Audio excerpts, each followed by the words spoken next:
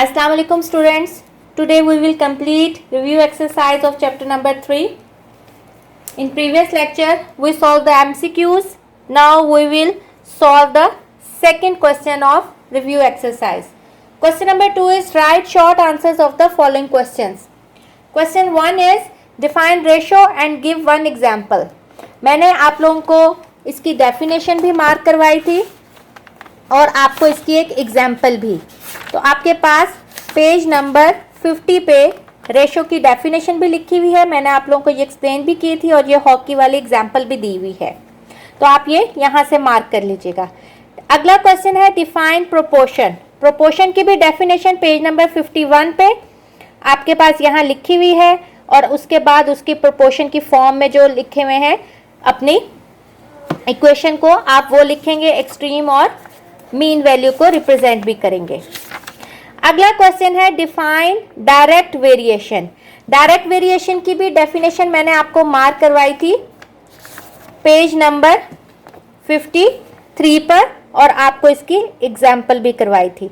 Inverse variation की भी आपके पास पेज नंबर 55 पे इनवर्स वेरिएशन की डेफिनेशन है और इसकी मैथमेटिकल जो मैथमेटिकल रिप्रेजेंटेशन है वो भी इसकी आप लिख लेंगे. नेक्स्ट इसका है question state theorem of componendo and dividendo. आपने थ्योरम ऑफ कंपोनेंडो और डिवाइडेंडो जो है उसको लिखना है.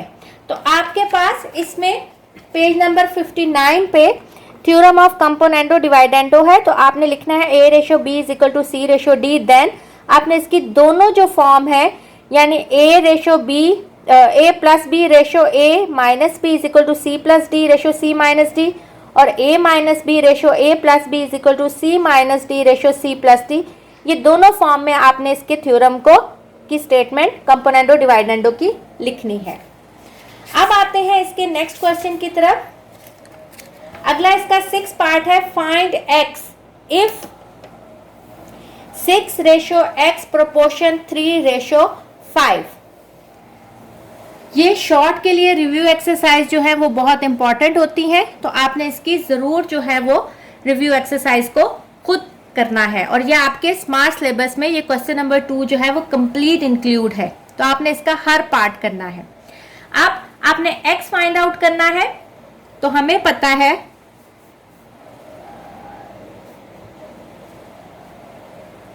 Six ratio x proportion 3 ratio 5. इसको आप इज इक्वल टू में लिख दें, प्रोपोर्शन में लिख दें. Product of mean is equal to product of extreme.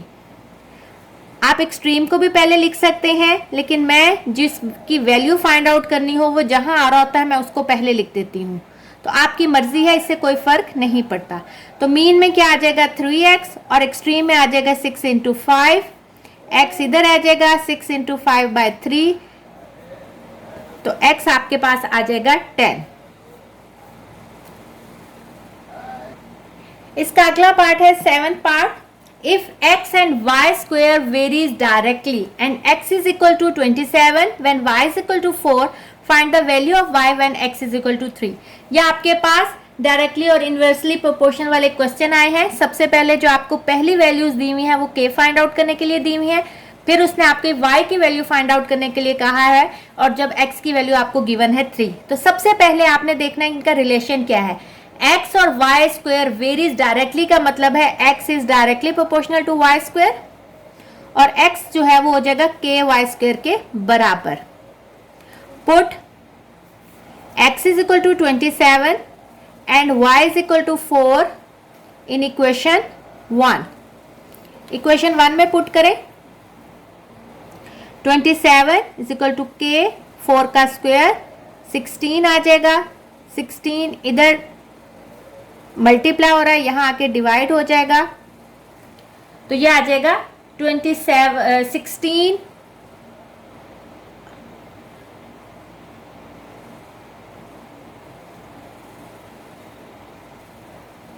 तो इस k की वैल्यू को आप पुट करेंगे. पुट वैल्यू ऑफ k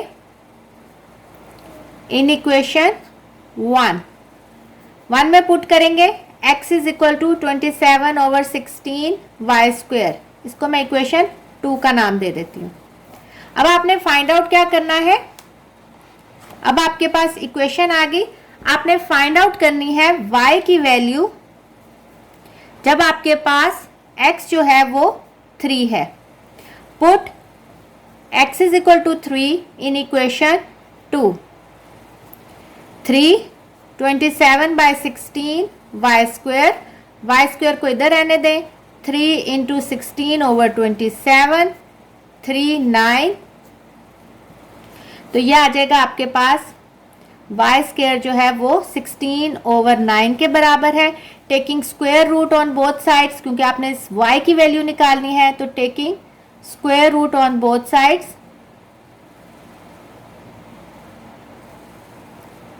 तो आपके पास क्या आ जाएगा,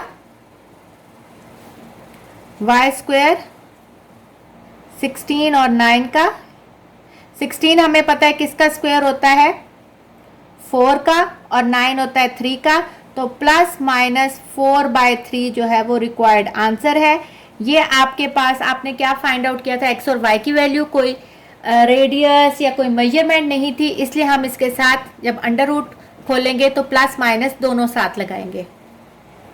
अब इसका 8 पार्ट करते हैं। If u and v varies inversely, अब u और v के दरम्यान रिलेशन क्या है, इनवर्सली प्रोपोर्शनल है, और u 8 है when v is equal to 3, find v when u is equal to 12।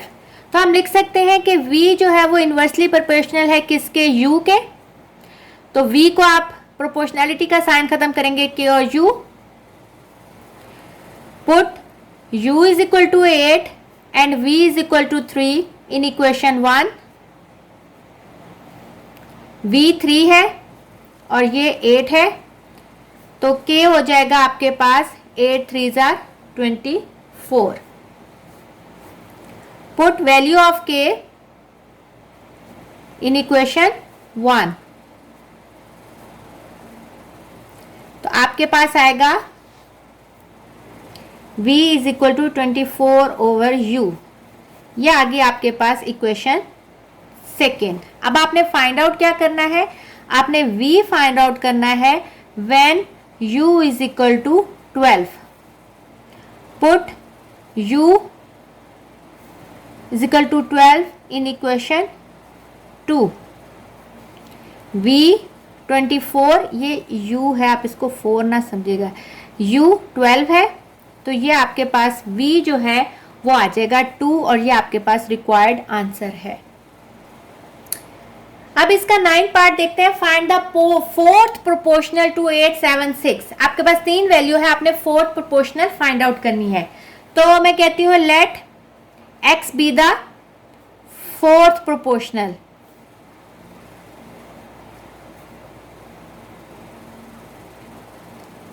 Bye proportion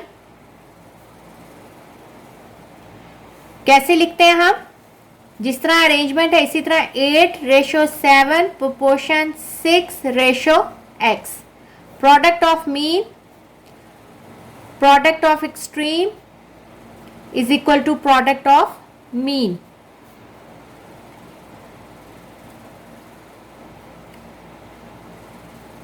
extreme में आपके पास है 8x और यहां आ जाएगा 7 इंटू 6, x 7 इंटू 6/8, 2 4 8, 2 3 6, तो x आ जाएगा आपके पास 21/4। तो आपके पास फोर्थ प्रोपोर्शनल जो है वो बराबर होगी 21/4। सो फोर्थ प्रोपोर्शनल विल बी 21/4, या ऐसे लिख दें, आपकी मर्जी है। अब इसका 10th पार्ट करते हैं। आपने मीन प्रोपोर्शनल फाइंड आउट करनी है, तो मैं कहती हूँ let x be the mean proportion, let x be the mean proportion, mean proportion. Mean proportional कैसे लिखते हैं, बाय प्रोपोर्शन हम कैसे लिखेंगे, जो मीन होता है उसको बीच में लिखना है। पहली 16 जो मीन है x, प्रोपोर्शन, फिर मीन, और फिर 49। तो product of mean is equal to product of extreme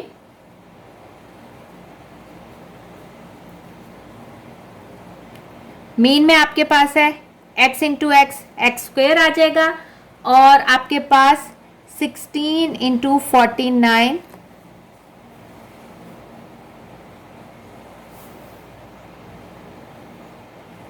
इनको मल्टीप्लाई करें तो ये बनता है 784 एक्स स्क्वेयर। हमें तो एक वैल्यू चाहिए, taking square root on both sides.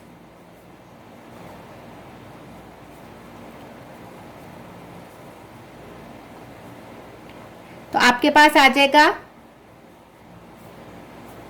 784 का स्क्वायर रूट लेंगे आप कैलकुलेटर पे, तो ये आ जाएगा आपके पास प्लस माइनस 28। तो जो मीन प्रोपोर्शन है उसकी वैल्यू आ गई प्लस माइनस 28। अब इसका 11th पार्ट करते हैं, फाइंड अ थर्ड प्रोपोर्शनल। दो वैल्यूज हैं, आपने थर्ड प्रोपोर्शनल फाइंड आउट करनी है। तो मैं कहती हूँ let X be the third proportional. आप कुछ और भी लेट कर सकते हैं, वाई एम ए कुछ भी। बाय प्रोपोर्शन थर्ड में आप कैसे लिखते थे हम? थर्ड में हम लिखते थे पहली value ratio, second value proportion, फिर सेकंड वैल्यू और फिर थर्ड जो आपने फाइंड आउट करना थर्ड प्रोपोर्शन उसको। तो प्रोडक्ट ऑफ एक्सट्रीम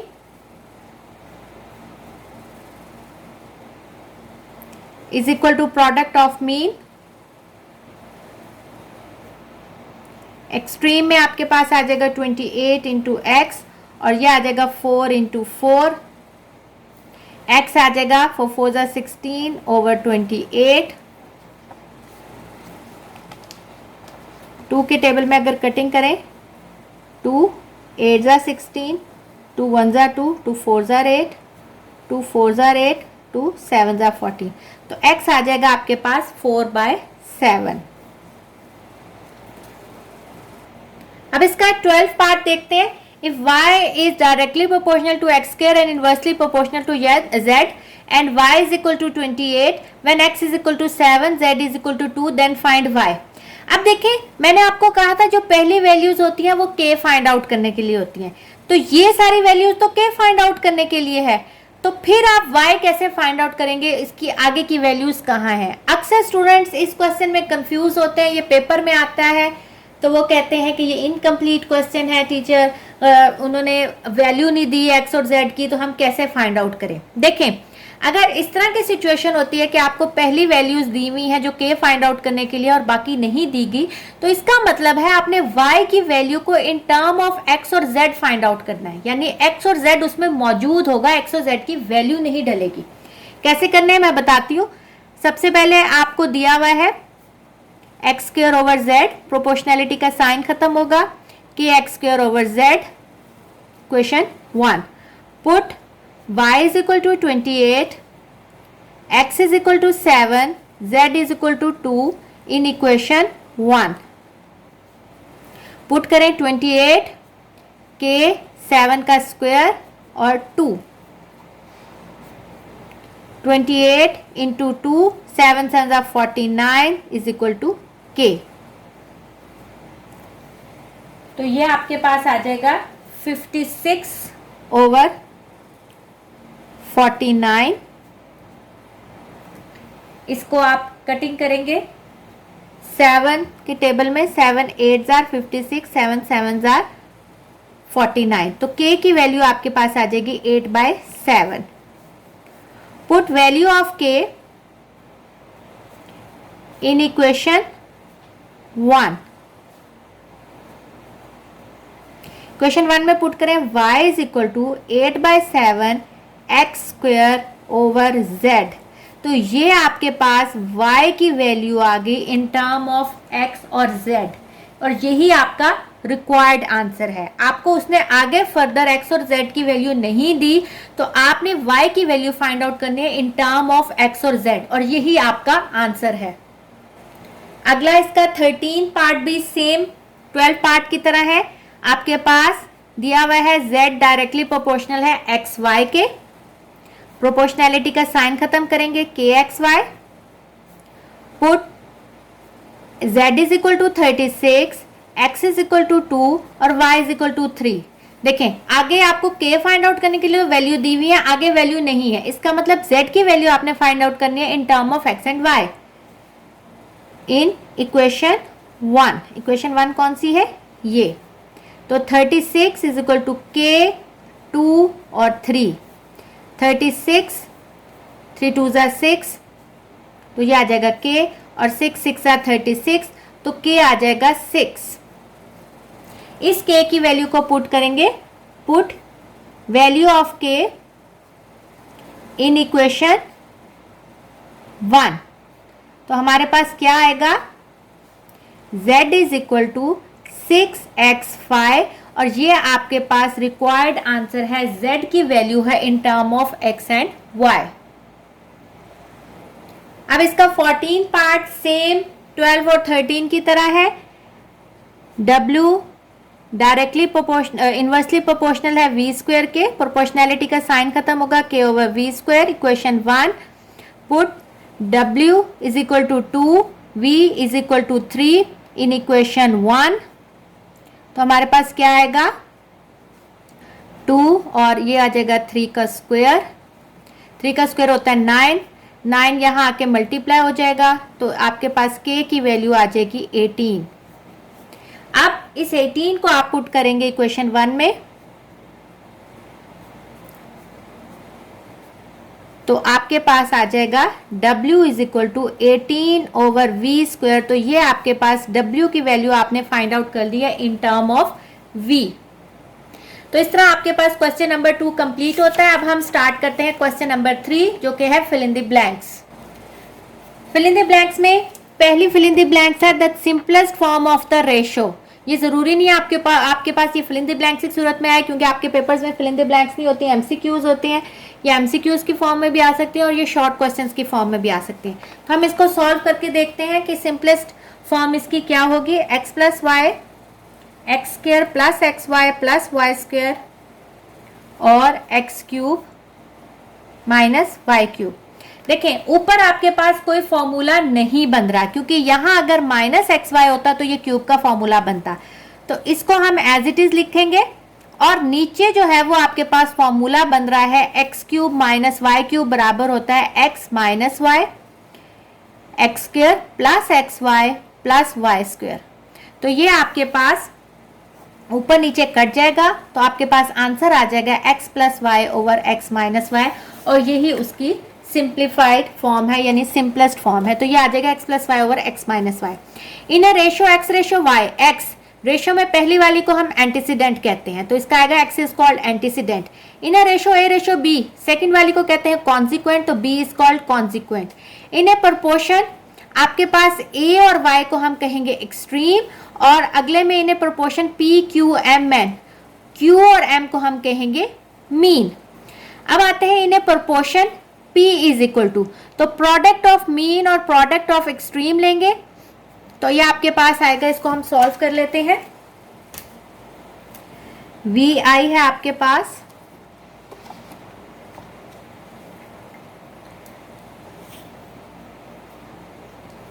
7:4 प्रोपोर्शन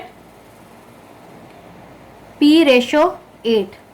तो प्रोडक्ट ऑफ मीन और प्रोडक्ट ऑफ एक्सट्रीम, ये मीन लेंगे तो 4p is equal to 7 into 8, p इधर रहेगा 7 इंटू 8 ओवर 4, 4 2, तो p की वैल्यू आ जाएगी आपके पास 14, और यही आपके पास रिक्वायर्ड आंसर है, p इज इक्वल टू 14। अगला है आपने m फाइंड आउट करना है, इसमें भी अगेन यही करेंगे।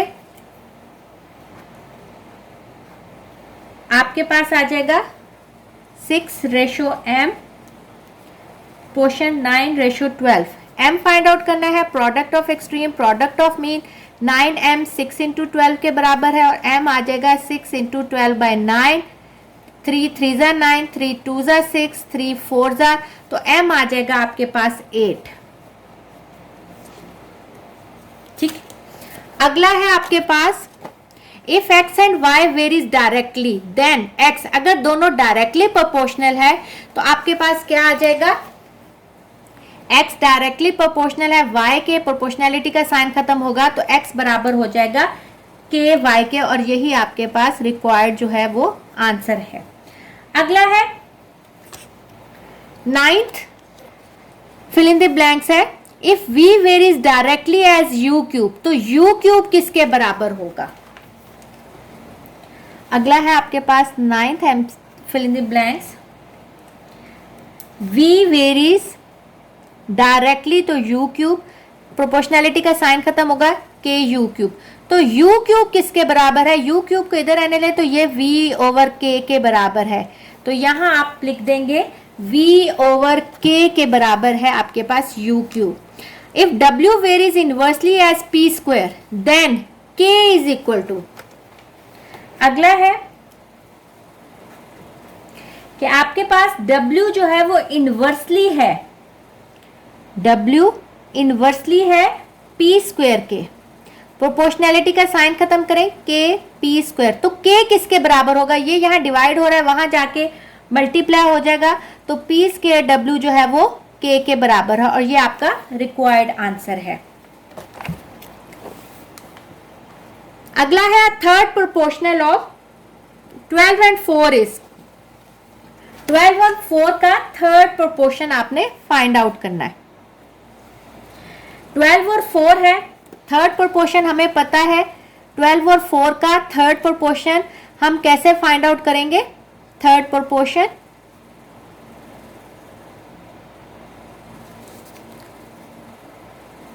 हम कहेंगे let x be the third proportional,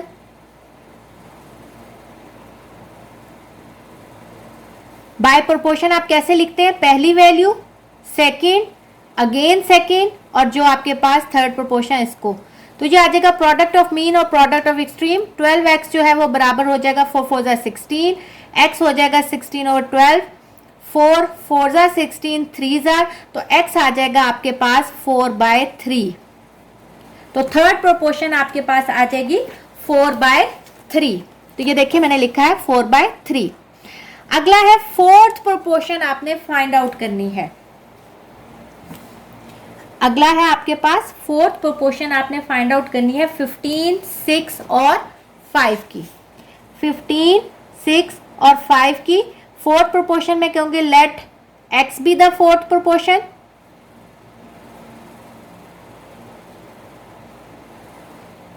तो आपके पास क्या हो जाएगा 15:6 proportion 5:x, product of mean और प्रोडक्ट ऑफ एक्सट्रीम 6 5 30, x जो है वो हो जाएगा 2 के बराबर, तो आपके पास फोर्थ प्रोपोर्शन जो है वो आगे x इज इक्वल टू 2। अगला है second last fill in the blanks है, मीन प्रोपोर्शन फाइंड आउट करना है। तो मीन प्रोपोर्शन फाइंड आउट करने के लिए आपके पास आएगा, ये 7th है, 8th हम यहां कर लेते हैं,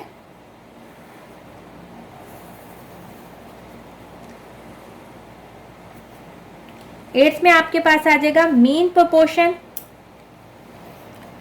4m² n4 और दूसरा क्या है p6, तो let x be the fourth be the mean proportion,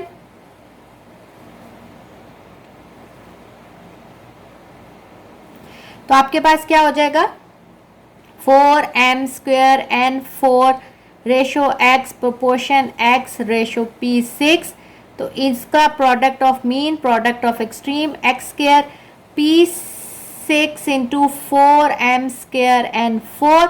जब आप इसका taking square root on both side करेंगे तो ये आपके पास क्या आ जाएगा x p6, इसको 1/2 से करेंगे, पहले 4 का स्क्वायर, 4 किसका स्क्वायर रूट से यानी 2 का स्क्वायर होगा, कट जाएगा 2m n² p³, तो ये आपके पास आ गया mean proportion of the required expression 2m n² और p³। लास्ट आपके पास है कॉन्टिन्यूड प्रोपोर्शन फाइंड आउट करनी है। कॉन्टिन्यूड प्रोपोर्शन में भी आपके पास क्या होता है, कॉन्टिन्यूड प्रोपोर्शन में 4m9 है। कॉन्टिन्यूड प्रोपोर्शन में भी हम मीन प्रोपोर्शन की तरह लिखते हैं, यानी जो कॉन्टिन्यूड में आपने फाइंड आउट करना होता है वो मिड में होता है, उसको 2 दफ़ा लिखते हैं। प्रोडक्ट ऑफ मीन और प्रोडक्ट ऑफ एक्सट्रीम लेंगे। एम स्क्वायर जो है वो 9 4 36 के बराबर होगा, टेकिंग स्क्वायर रूट, तो ये आ जाएगा m is equal two plus minus 6 जो है वो है कॉन्टिन्यूड प्रोपोर्शन। तो इस तरह आपके पास चैप्टर नंबर 3 ख़त्म हो गया। उम्मीद है कि आपको चैप्टर नंबर 3 समझ आया होगा। इजी चैप्टर है, थोड़ा लेंथी ज़रूर है लेकिन बहुत इजी है और स्मार्ट सिलेबस की वजह से और भी इजी हो गया है। तो इसकी प्रैक्टिस ज़रूर करें। ओके स्टूडेंट्स, टेक केयर, अल्लाह हाफिज़।